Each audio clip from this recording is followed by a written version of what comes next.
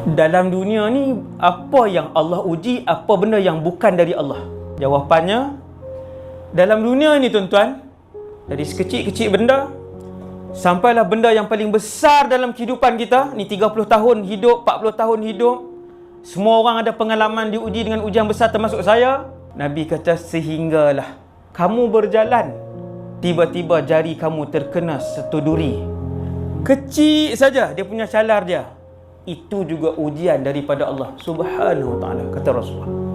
Tuan-tuan, ketahuilah, kalau spek kita buka terlepas jatuh, itu juga ujian daripada Allah. Apabila manusia beriman itu sabar, maka dia mendapat markah ketika itu. Tuan-tuan, jangan terlepas pandang benda-benda kecil. Hak ni kesalahan aku lah ni, kan? Hak ni sebab lalai lah ni, kan?